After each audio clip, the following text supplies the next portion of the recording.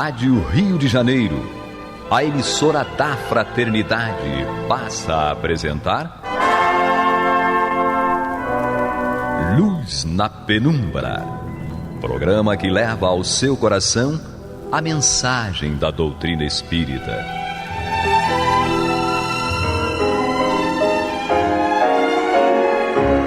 E com vocês, João Nogueira, para estudos de obras póstumas de Allan Kardec.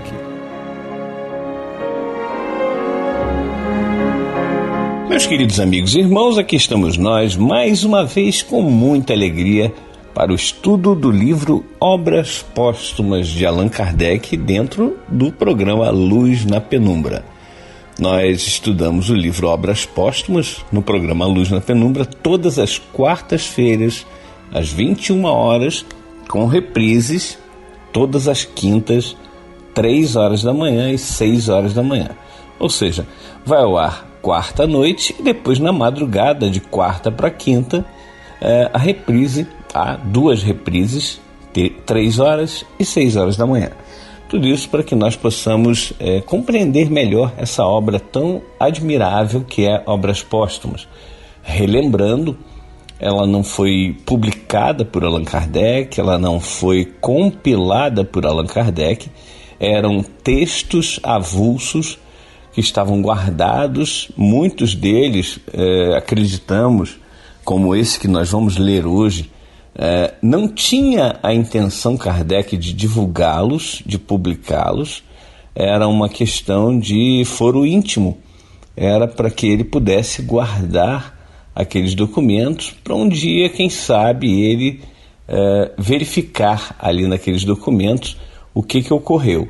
Ele faz muito isso, né? Ele é avisado, recebe uma advertência, uma informação a respeito de algo que deverá acontecer no futuro, a partir daquela data, claro, e depois ele vem com notas falando, aconteceu realmente isso, olha como foi isso. E isso tudo, volto a dizer, não quer dizer que Kardec tinha a intenção de publicar, de tornar público, mas sim que era algo de estudo do próprio Allan Kardec. Mas, após o desencarne de Allan Kardec, após alguns anos, Amélie, a sua esposa e viúva no momento, ela pega esses escritos todos, vai analisando e vai percebendo que é muito útil publicar aqueles documentos, fazer com que as pessoas conheçam de alguns detalhes, digamos assim, do backstage, né, como dizem, né, da parte íntima de Allan Kardec. Então, a gente vai, nesse momento, iniciar o estudo aqui com o capítulo A Minha Primeira Iniciação no Espiritismo, que é o capítulo que nós estamos estudando essas últimas semanas.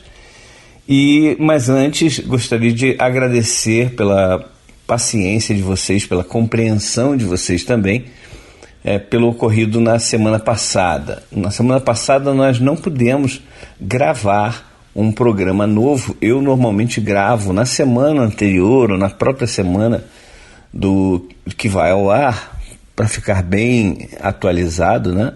Para termos possibilidade de falarmos sobre ocorridos naquele momento. E foi o que aconteceu. Ocorreu aquela enchente, aquela chuva imensa na cidade de Petrópolis, mais propriamente no centro de Petrópolis e ali nos arredores do centro. E eu fiquei, né, eu moro em Petrópolis, moro no centro de Petrópolis, mas numa localidade onde não há problemas, não ocorre nenhum problema. Mas, de qualquer jeito, nós ficamos sem luz. E aí, sem luz, sem internet. E, ao mesmo tempo, nós não podemos gravar porque estávamos tentando ser útil de alguma forma para aquelas pessoas que tiveram problemas e até desencarnes, né, que vocês estão sabendo. Então, obrigado pela compreensão. Tivemos que colocar uma reprise no lugar do programa que seria de hoje, no caso do estudo que nós vamos fazer hoje. Pusemos uma reprise para que também, claro, não ficasse sem programa, né? E então, mais uma vez, agradecemos a compreensão de vocês e vamos orar muito por essas pessoas que perderam suas casas, entre aspas, perderam seus familiares, por aqueles que desencarnaram, porque talvez alguns estejam de uma forma assim perdidos, né? Porque desencarnar numa situação dessa, a pessoa fica perdida, o espírito fica perdido. Muitos, não todos, claro. Então, vamos orar para que esses seres, né, todos possam realmente sentir a presença de Deus, sentir a condução de Deus para uma nova etapa da sua existência. Vamos então ao estudo de hoje. Vamos iniciar pela Minha Missão, é o título que dá Allan Kardec para esse trecho, esse texto. Dia 12 de abril de 1860, em casa do Sr. Derrault, médium, o Sr. Crozet. Comunicação espontânea obtida na minha ausência, diz Kardec. Vamos lá. Pela sua firmeza e perseverança, o vosso presidente desmanchou os projetos dos que procuravam destruir-lhe o crédito e arruinar a sociedade, na esperança de desfecharem na doutrina um golpe fatal. Honra lhe seja. Fique ele certo de que estamos a seu lado e que os espíritos de sabedoria se sentirão felizes por poderem assisti-lo em sua missão. Quantos desejariam desempenhar a sombra dessa missão para receberem a sombra dos benefícios que decorrem dela? Ela, porém, é perigosa. E para cumpri-la são necessárias uma fé e uma vontade inabaláveis, assim como abnegação e coragem para afrontar as injúrias, os sarcasmos, as decepções e não se alterar com a lama que a inveja e a calúnia atirem. Nessa posição, o menos que pode acontecer a quem a ocupa é ser tratado de louco e de charlatão. Deixai que falem, deixai que pensem livremente. Tudo, exceto a felicidade eterna, dura pouco.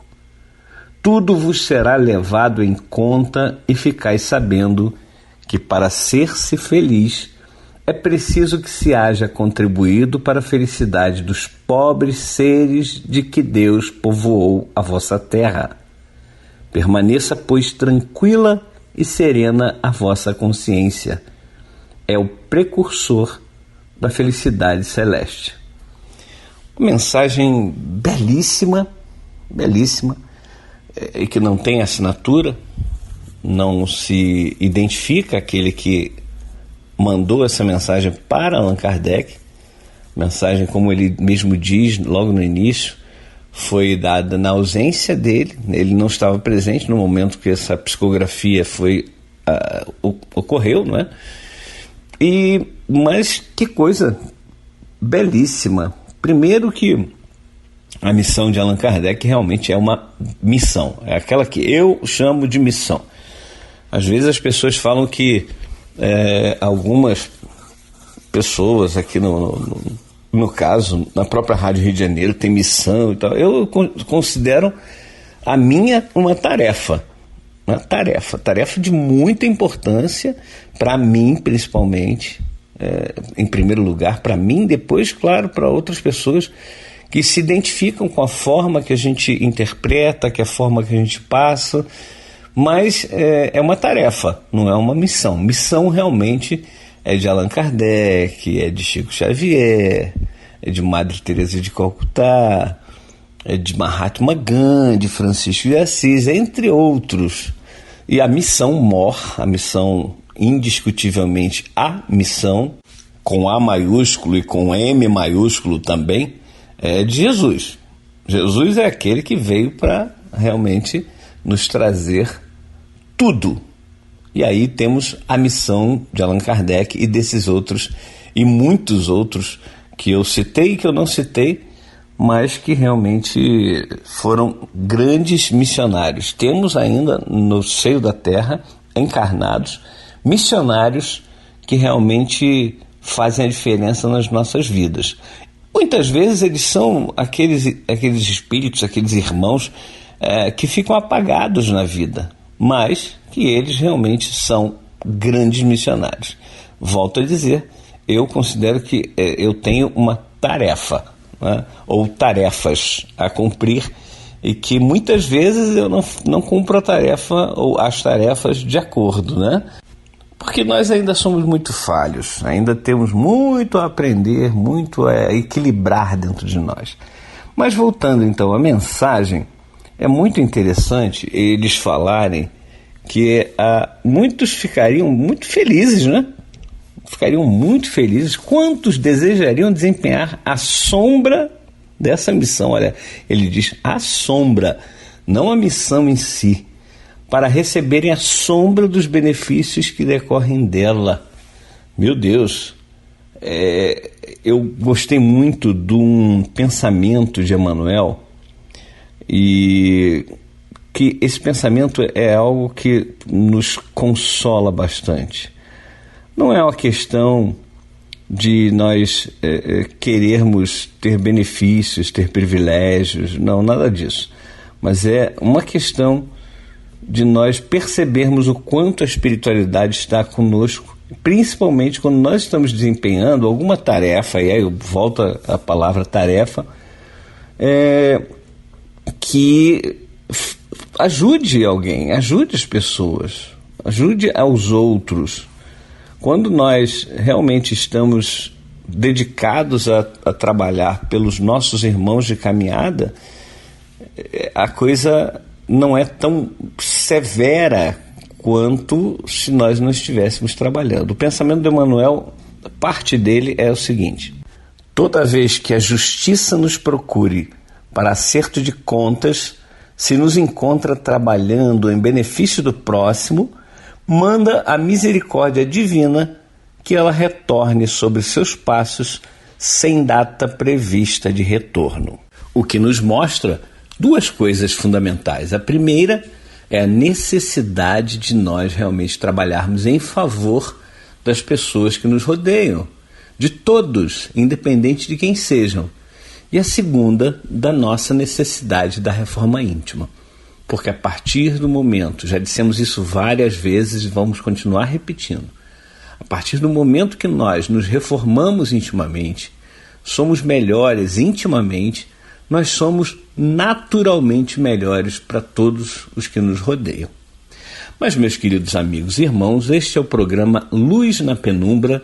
Estamos estudando o livro Obras Póstumas de Allan Kardec, no capítulo A Minha Primeira Iniciação no Espiritismo, e o texto lido agora foi uma mensagem enviada por um espírito que não se identificou, em 12 de abril de 1860, na casa do senhor Derrot, médium senhor Crozet, diz Kardec, comunicação espontânea obtida na minha ausência. E o título é Minha Missão. Então nós temos aí a missão de Kardec, onde esse espírito aqui, diz que muitas coisas pesadas iriam acontecer com Kardec, já tinham acontecido e iriam acontecer mais ainda. O próprio Espírito da Verdade já tinha alertado Kardec sobre isso. Então Kardec estava mais do que ciente de todas essas problemáticas. E aí a gente volta a trazer para a nossa realidade, né? A realidade daquele trabalhador pequenininho como o João Nogueira, né? Que faz muito pouco. Eu outro dia estava conversando com a Olímpia e falei, Olímpia, eu acho que eu faço muito pouco, muito pouco. E ela falou, eu também acho que eu faço muito pouco. Mas é aquela história, a gente vai fazendo pouco, daqui a pouco a gente vai gostando, vai fazendo mais e mais e mais, daqui a pouco a gente está fazendo bastante. Mas o importante é fazer com amor. o pouco que seja, se nós fizermos com amor, se nós fizermos com dedicação, com vontade realmente de que aquilo que a gente faz ajude alguém, ajude a quem está nos ouvindo nesse momento, ajude a pessoa que está, sei lá, em outro país até, que está passando por uma dificuldade, uma depressão, uma ansiedade, várias coisas podem acontecer e acontecem conosco. Então, essa é a tarefa de quem realmente abraçou o Evangelho de Jesus, de quem abraçou a doutrina espírita. É de buscar cada vez mais se melhorar, não se importando com as coisas que vão acontecer, porque os inimigos do bem ainda existem. Nós estamos num planeta de provas e expiações. Eu comecei o programa de hoje falando a respeito do que aconteceu e do que está acontecendo ainda em Petrópolis. Sofrimentos muito grandes. Aí você olha e fala, por que isso? Porque nós estamos num planeta de provas e expiações, onde o mal ainda é um mal praticado por alguns, não por todos, claro, e acredito até que não por muitos, mas por alguns, uma minoria que fazem um barulho danado por vontade, por que querem realmente fazer o mal, infelizmente. E esses irmãos, estejam eles na carne ou fora da carne, eles vão fazer de tudo para que impeçam o avanço do bem. Mas é o que eu tenho conversado mentalmente, inclusive, e às vezes até verbalizando, com os irmãos que nos rodeiam. Nós sabemos que estamos rodeados de uma tão grande nuvem de testemunhas, como Paulo de Tarso assevera lá na Epístola aos Hebreus, capítulo 12, versículo 1. E ao conversar com esses irmãos, vocês podem conversar com eles o tempo todo. Às vezes a pessoa fala assim, o João tá maluco, tá falando sozinho. A gente nunca tá falando sozinho. A verdade é essa. Quando a gente vê alguém na rua falando, se não for no fone, porque às vezes a pessoa tá com fone ali falando no telefone. Às vezes a gente olha e a pessoa tá falando, entre aspas, sozinha. E não é sozinha, nunca é sozinha, nunca é sozinho. Nós estamos sempre falando com alguém. Algum desencarnado está do nosso lado, está nos acompanhando, está percebendo aquilo que vai dentro da gente. E se a gente não conversa com eles, mostra para eles, olha, o mal que vocês estão fazendo é um mal que está recaindo sobre você, você não vai conseguir impedir a marcha do bem. A marcha do bem ela vai continuar, ela é progressiva, ela vai aumentar cada vez mais, porque à medida que os seres vão percebendo que só através de fazer o bem é que nós vamos realmente conseguir nos livrar dos problemas que a gente tem recebido, dessas catástrofes, das doenças, das dificuldades financeiras, etc. e tal, só a partir do trabalho contínuo no bem que a gente vai conseguir modificar isso. E o planeta de regeneração virá, na verdade, quando nós estivermos melhores, mais regenerados ou regenerando. É isso que a gente tem que fazer, trabalhar pelo bem. E é por isso que esse espírito, na mensagem dada, ele fala que, olha só, nessa posição, o menos que pode acontecer a quem a ocupa é ser tratado de louco e de charlatão. Aí eu me lembro de uma passagem do Evangelho em que Jesus fala assim: se chamaram Belzebu ao pai de família, quanto mais aos seus familiares. Ou seja, se Jesus foi tratado como o Satanás, o demônio, o diabo daquela época, porque chamavam ele assim, achavam que ele estava a serviço se existisse, do diabo, do Satanás, enfim. E aí ele diz, olha, se chamaram Belzebu ao pai de família, quanto mais aos seus familiares. O que nós esperamos? Se Jesus foi tratado daquela forma, o que nós esperamos? Ele, que era 100% bom já naquela época, aliás, até antes que o mundo existisse, ele já era perfeito. Ele já era perfeito, já era 100% bom. E nós, que temos esse percentual aí mínimo, não vou nem chutar aqui quantos por cento nós podemos ser bons. Cada um de nós pode até avaliar, mas eu acho até que não, melhor não avaliar não, porque a gente vai encontrar tanta coisa ainda equivocada dentro da gente que a gente vai falar, esse percentual de bom aí meu é muito pequeno. Então, se nós ainda estamos tão longe da perfeição, nós não podemos achar que vamos ser tratados como santos, como aqueles salvadores da pátria, aqueles irmãos maravilhosos.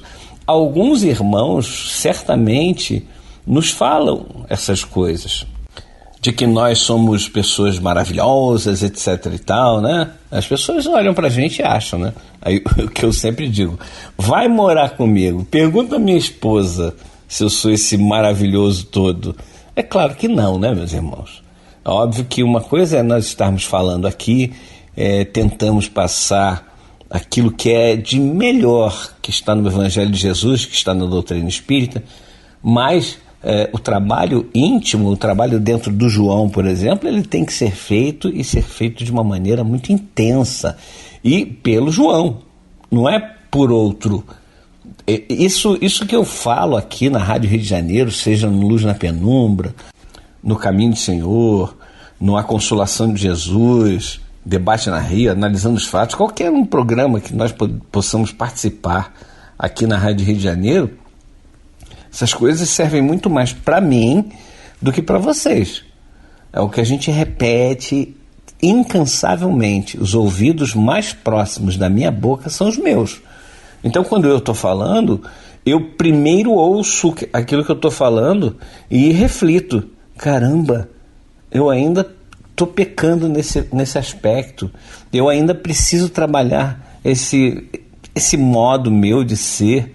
Então é preciso que a gente tenha esse crivo, né, essa análise íntima de falar sim, falar as coisas boas sim, estarmos estudando o Evangelho de Jesus, a doutrina espírita sim, mas é preciso que eu esteja o tempo todo ao estudar, analisando a mim mesmo e não ao outro. Tem muita gente que estuda ou vai numa palestra, fulano deveria estar aqui. Não, se fulano tivesse que estar aqui, se fulano tivesse que ouvir isso ou que ler aquilo, ele ouviria, ele leria. Agora, meus irmãos, nós é que estamos recebendo essas mensagens, esses estudos. Então nós é que precisamos trabalhar nosso íntimo para aplicar em nós tudo isso que a gente está recebendo. Só aqui o finalzinho dessa mensagem é muito interessante. Olha só, o que o Espírito fala para Allan Kardec e, claro, fala para cada um de nós. Deixai que falem, deixai que pensem livremente. Tudo, exceto a felicidade eterna, dura pouco. Tudo vos será levado em conta e ficai sabendo que para ser-se feliz é preciso que se haja contribuído para a felicidade dos pobres seres de que Deus povoou a vossa terra. Permaneça, pois, tranquila e serena a vossa consciência. É o precursor da felicidade celeste. Então, nós precisamos ter a nossa consciência tranquila e trabalhar em prol dos mais necessitados. Existem mais necessitados em todos os pontos desse planeta Terra, como diz o Espírito, dentro da nossa casa, fora da nossa casa, em qualquer lugar. Vamos trabalhar para que esses irmãos sintam a presença de Deus e saibam que eles não estão esquecidos, que eles podem, que eles têm capacidade. Meus irmãos, estamos terminando o programa de hoje. Aguardamos vocês no próximo encontro, na próxima quarta-feira, às 21 horas. E agora não desligue o seu rádio, não saiam daí, pois Vem aí o estudo do Evangelho segundo o Espiritismo, com a Marta Batista e o Antônio de Pádua. Você está ouvindo o programa Luz na Penumbra.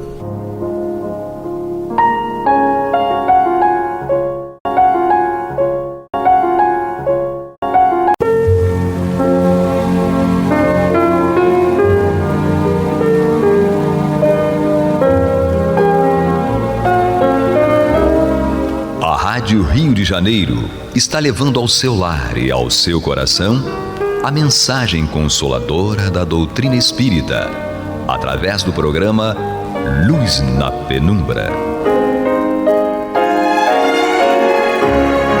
E agora com vocês, Marta Batista e Antônio de Pádua Barbosa. Olá, amigas e amigos ouvintes, nós estamos chegando aos seus lares através do programa Luz na Penumbra, no qual nós damos prosseguimento ao estudo do Evangelho segundo o Espiritismo. Nós estamos no capítulo 3, Há muitas moradas na casa do meu pai, e para realizar o estudo de hoje, temos, como toda semana, o nosso estimado Antônio de Pádua, e nos dando suporte na técnica, o nosso querido Pablo. O Antônio vai desenvolver para nós e nos ajudar a refletir a primeira instrução dos Espíritos, que trata do tema mundos superiores e mundos inferiores, e essa instrução veio através de... Nossa, é enorme! Veio através... Não, é um resumo do ensino de todos os Espíritos superiores, por isso é tão grande, né? Então ele vai tentar desenvolver os itens que começa no item 8 e são os subsequentes, né? Ele vai até onde conseguir e der o tempo. Olá, Antônio. Olá, Marta.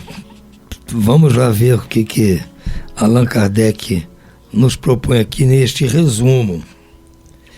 É bem possível que a gente não consiga estudar todo.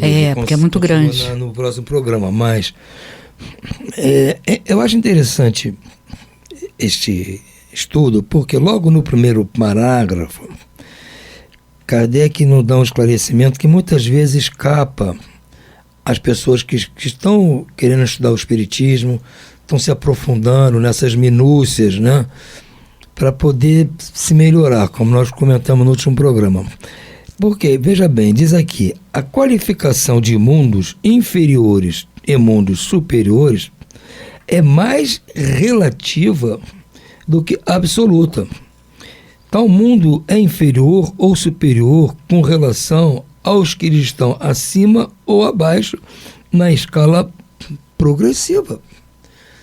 E muitos de nós, ao estudarmos aquela pergunta 100 do Livro dos Espíritos, a escala dos mundos, e estudar aqui esse capítulo, fica com um conceito muito estratificado de que são essa escala de mundos.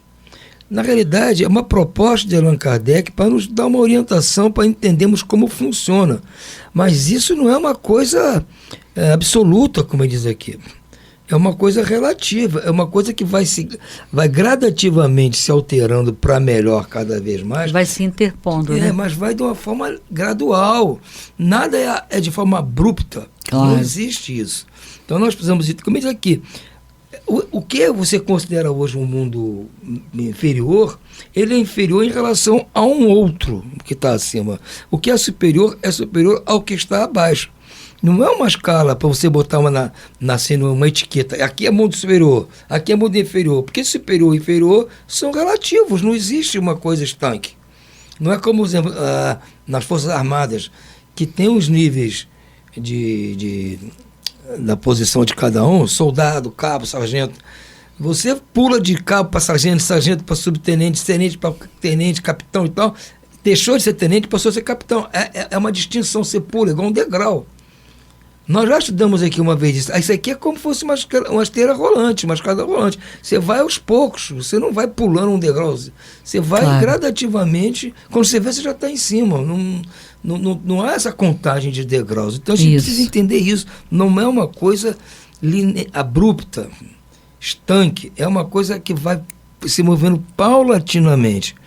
Então a Terra hoje está numa situação que nessa divisão de Kardec é uma situação, vamos dizer, intermediária. Ela não é o mais inferior, está longe de ser o mais superior, ela está numa posição ali intermediária.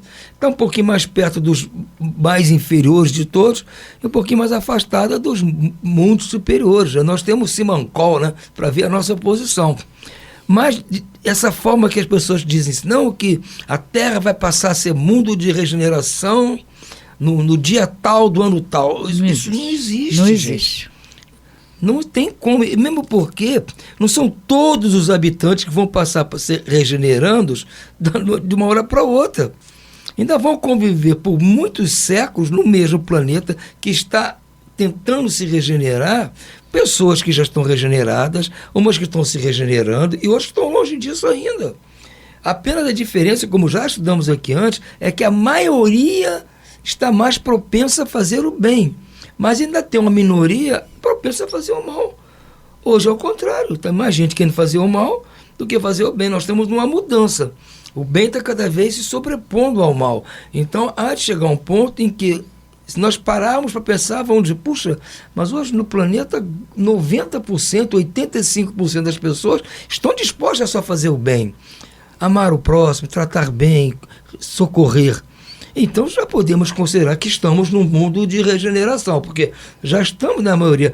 Nós vamos descobrir isso assim de repente. Opa, já estamos aqui, não tem mais notícia triste nos meios de comunicação, não há tanto como antigamente. E quando tem, vários auxiliaram, né? É com o intuito de ajudar, não é intuito de fazer escândalo. Então vai ser uma coisa gradativa, paulatina. É isso que nós precisamos entender para poder usufruir disso. Senão vamos ficar sôfregos. Quando é que vai chegar um mundo de regeneração? Eu quero ir para lá. Mas você está fazendo o que para você ir para lá? Isso.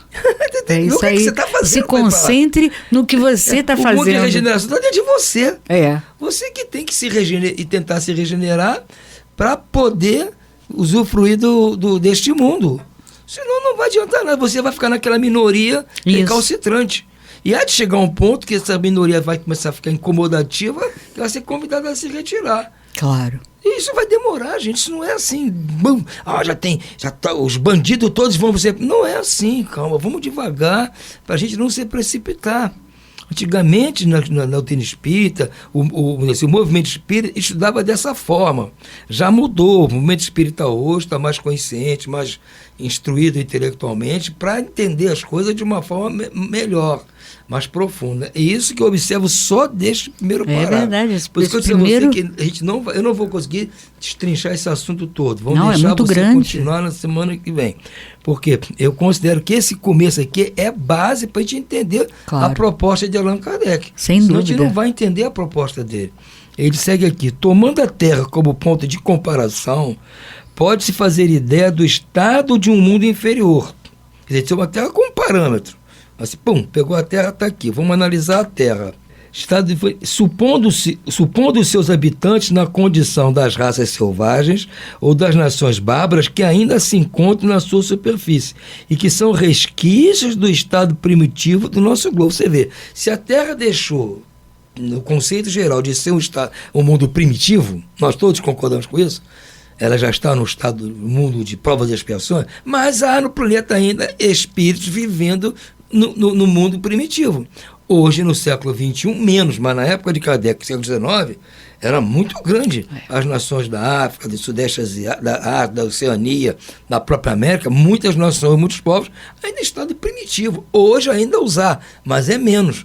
Então, hoje ainda há gente vivendo no mundo primitivo na Terra, mas nem por isso a Terra deixou de ser um mundo de provas e expiações. Vai acontecer o mesmo quando for para a regeneração. Nos mais atrasados, os seres que os habitam são, de certo modo, rudimentares. Têm a forma humana, mas sem nenhuma beleza. Seus instintos não são abrandados por qualquer sentimento de delicadeza ou de benevolência, nem pelas noções do justo e do injusto. Então, está descrevendo aqui quem são os habitantes dos mundos primitivos que ainda na Terra os há. A força bruta constitui sua única lei. Sem indústria, sem invenções, os habitantes passam a vida na conquista de alimentos. Deus, todavia, não abandona nenhuma de suas criaturas.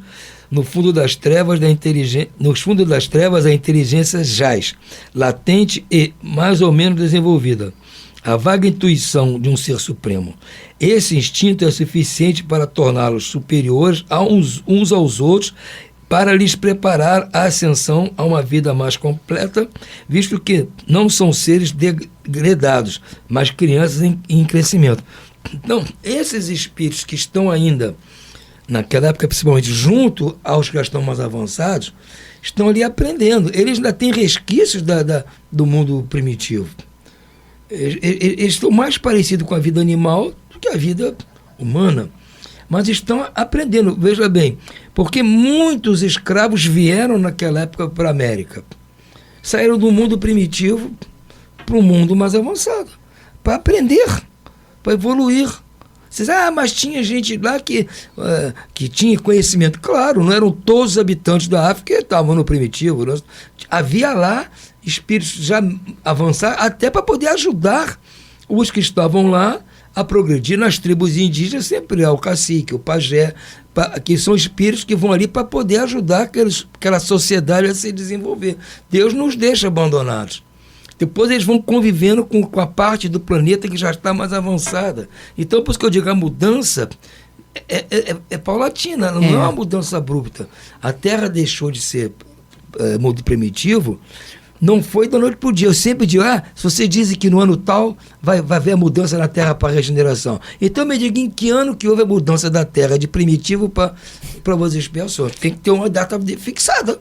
Vocês são capazes de dizer para mim, foi no ano tal, não sei quantos séculos antes de Cristo? Ninguém sabe. Não. Como disse Kardec, na época dele ainda tinha, e hoje ainda tem. Então, e por quê? Porque esse é paulatino. Então, a mudança para o mundo de regeneração vai ser da mesma forma. Vai haver muita gente ainda primitivo, em provas de expiações, convivendo juntos, porque essas pessoas precisam de aprender pelo exemplo dos outros mais avançados. Sim. E são só aqueles que Deus percebe que estão interessados em evoluir. Aqueles que têm interesse em permanecer naquela confusão do mundo primitivo, esses sim vão ser convidados a ir para um mundo outro primitivo, porque eles gostam disso, vão ficar lá. Vão para o que vocês gostam, então vão para lá. Agora, aqueles que são primitivos, mas estão a fim de se melhorar, vão ficar aqui, aprendendo. Um século, 10 séculos, sei lá, 1 milênio, vamos aprender. Deus não tem pressa. Nós é que temos que ter pressa para correr, para aprender. Deus não, o universo está aí. Está aí, sei lá, um tempo infinito que ele existe. Nunca foi feito nada com pressa. Entre os degraus inferiores e os mais elevados, há inúmeros outros, sendo difícil reconhecer entre os espíritos puros, desmaterializados e resplandecentes de glórias, aqueles que animaram os seres primitivos, do mesmo modo que no homem adulto custamos a reconhecer o embrião. Também é interessante, a gente olha para um espírito, puxa vida, o próprio Cristo, os espíritos que o assessoram na organização do planeta, mas esses espíritos já foram primitivos, é difícil para nós aceitarmos. Já passaram por essas etapas. Mas temos que ver que é assim a regra. Então, é difícil olhar para um homem adulto e ver que ele já foi um embrião. Sim. Tamanho de uma cabeça de alfinete. Foi? Todos fomos assim. Não é só porque ele hoje é um gênio, uma pessoa intelectualmente desenvolvida, boníssima, maravilhoso, que não passou por todas as fases de criança, não fez malcriação quando era criança. Isso faz parte do aprendizado. Claro. Então, como eu disse, esses primitivos são crianças, não são isso por uma inferioridade inata, não. São crianças, estão propensos a evoluir. Nos mundos que chegaram a um grau superior, as condições da vida moral e material são muito diferentes das que encontramos na Terra. Claro, já estão superiores a nós, é muito mais avançado. A forma do corpo é sempre, como por toda parte, a humana, mais embelezada, aperfeiçoada e, sobretudo, purificada. Esse desenho aqui, esse projeto é o mesmo. Não vai mudar. Vai mudar, sim, os componentes dessa máquina. Vai ser uma máquina muito mais moderna. Você pega um automóvel de hoje, é o mesmo desenho do automóvel do começo do século XX. Mas o motor é mais moderno, a lataria é mais moderna, os pneus, a parte elétrica, é tudo mais moderno, mais avançado. Não é? Mas a ideia Você pega um avião de hoje, é o mesmo princípio do 14 bis. Claro. É o mesmo princípio do 14 bis, mas é muito mais avançado. Então, o homem vai ser essa figura que está aqui, mas vai ser, como diz Kardec aqui, mais embelezada, mais aperfeiçoada e, sobretudo, mais purificada. O corpo nada tem da materialidade terrestre e não está, por conseguinte, sujeito às necessidades, nem às doenças ou deteriorações decorrentes da predominância da matéria. Então, como a matéria é menos importante, o corpo não vai sofrer as injunções do desgaste que a matéria sofre, né?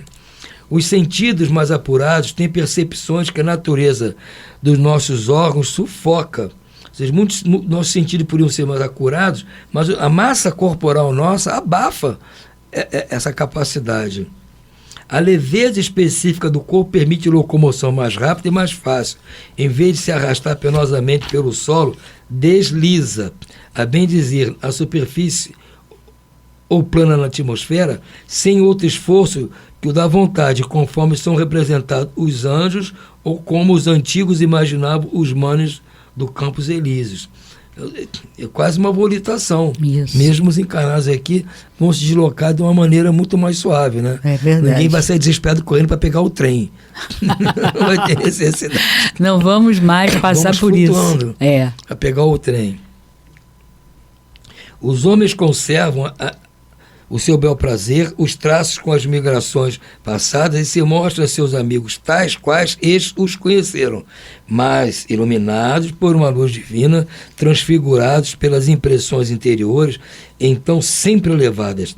Em lugar de semblantes descorados, abatidos pelos sofrimentos e paixões, a inteligência e a vida irradiam esse brilho que os pintores traduziram pelo nimbo ou auréola dos santos. Entendeu? Então, quem sabe a gente vai estar lá que nem um anjo, né? Todo nimbado, aureolado. Né, Marta? Já estou me imaginando aqui, tá aqui há não sei quanto tempo. É verdade, Um bonitão desse aqui, um Apolo, deslocando aqui sem... Não, e o que eu penso bem é essa parte aqui de você então, volitar, né? A gravidade beleza. vai fazer menos efeito sobre a gente. Nós Exatamente. Vamos ter uma massa específica menor, então não vamos ter tanta dificuldade. Vamos nos alimentar de coisas mais frugais, né? Com menos intensidade, menos frequência, pouca coisa vai ser suficiente. Pra gente... Como eu falava para minha mãe, de chegar, isso eu falava quando eu era menino ainda, chegar a um ponto em que o próprio nitrogênio, que é o 70% da composição do nosso ar, né, que a gente respira, 70% é nitrogênio, né? O nitrogênio é a base da proteína animal, principalmente. Então, quem sabe nós vamos só de inspirar o ar, vamos ter, assim como a gente usa o oxigênio para queimar os alimentos e transformá-los em energia para que nós possamos viver, nós vamos ter capacidade, talvez, de aproveitar esse nitrogênio como forma de alimento. Não sei, isso é uma ilação, um chute da minha parte. Sim. Mas não é difícil. Não, e essa ilação é possível porque você é químico. Então o teu raciocínio está correto. Você pode viver de água, oxigênio, ou nitrogênio e outros alimentos que a gente vai poder tirar do planeta sem precisar matar animais, destruir a vegetação. Sei lá, daqui a 2.000, 3.000 anos nós não vamos estar numa situação dessa.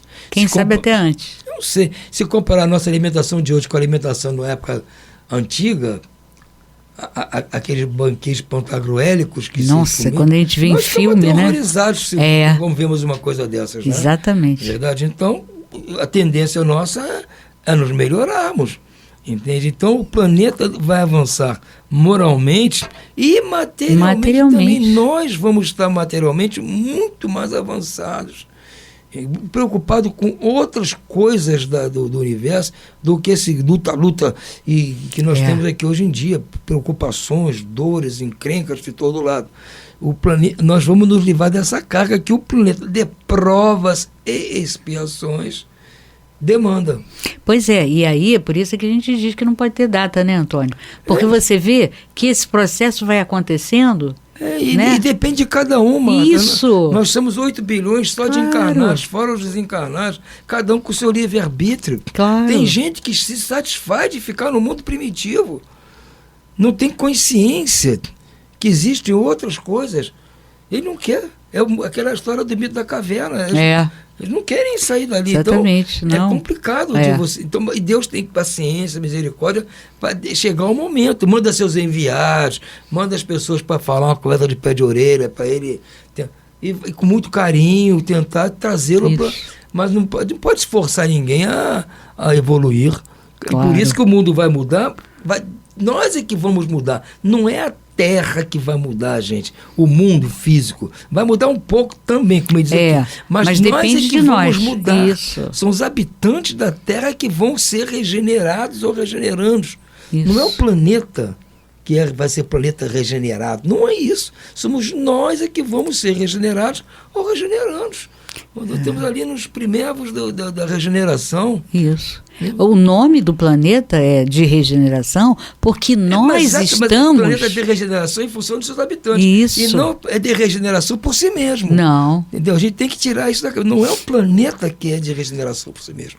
Ele é de regeneração porque seus habitantes estão se regenerando. Claro. Então, por isso que eu digo, esse item aqui, eu acho que nos traz esclarecimentos para a gente entender melhor a situação, como estudamos no último programa, a situação nossa aqui na Terra, para a gente poder evoluir mais rapidamente, porque se a gente entende, Marta, a nossa situação, com certeza nós vamos evoluir mais rápido. Se eu terminar só esse parágrafo, depois do item você faz na semana que vem. A pouca resistência que a matéria oferece a espíritos já muito adiantados torna rápido o desenvolvimento dos corpos e curta ou quase nula a infância. A vida isenta de cuidados e angústias é proporcionalmente muito mais longa do que na Terra. Em princípio, a longevidade guarda proporção com o grau de adiantamento dos mundos. A morte nada tem dos horrores da decomposição. Longe de causar pavor, é considerada uma transformação feliz, porque em tais mundos não existe a dúvida sobre o futuro. Todo mundo já conhece a vida futura, né? Durante a vida, a alma, já estando encerrada na matéria compacta, irradia e goza de uma lucidez que a coloca em estado quase permanente de emancipação, permitindo a livre transmissão dos pensamentos. Então, Marta, vamos orar para que isso aconteça o mais breve possível, para a gente não ficar aqui só orando, né? Esperando que... Verdade. Vamos torcer para que isso venha o mais rapidamente possível. Sem dúvida. E depende de nós, né? Sem dúvida alguma. Só depende de nós. Então, é interessante, é claro que cabe, né, como diz Santo Agostinho, a gente vai estudar isso mais adiante, que nós olhemos para o céu à noite e peçamos a Deus que Ele nos auxilie, que Ele nos dê força. Nos inspire. Né, para que a gente melhore, progrida e possa alçar mundos melhores, mundos mais felizes. Mas lógico que vai depender do nosso esforço, né, e de nós nos debruçarmos sobre esse processo de transformação, literalmente arregaçando mangas. É isso aí. É isso aí. Então, que nós possamos, né, ser corajosos, termos essa vontade tenaz de progredirmos e que nós desejemos ser felizes. Porque, na verdade, o que vai nos impulsionar é o desejo de ser feliz, não é? Sem dúvida. Queiramos ser felizes. Então vamos ficando por aqui. O Pablo nos avisa que nós estamos em cima da hora. Vamos nos despedir, desejando a todos boa noite e muita paz. Muita paz a todos.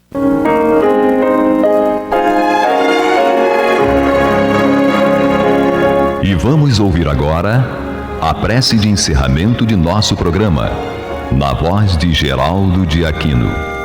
Jesus, dá-nos coragem para a luta, piedade para os insultos e misericórdia para as injustiças e ingratidões.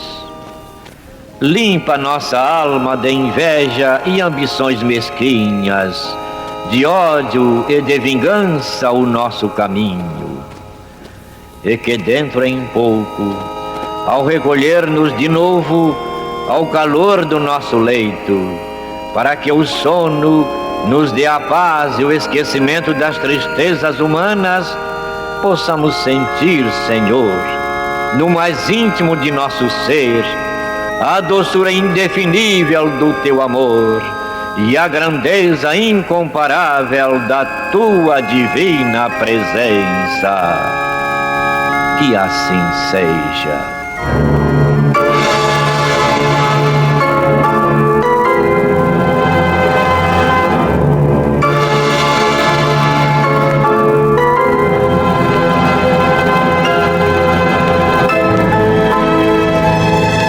Acabamos de apresentar o programa Luz na Penumbra, que voltará a ser apresentado amanhã às 21 horas nesta emissora.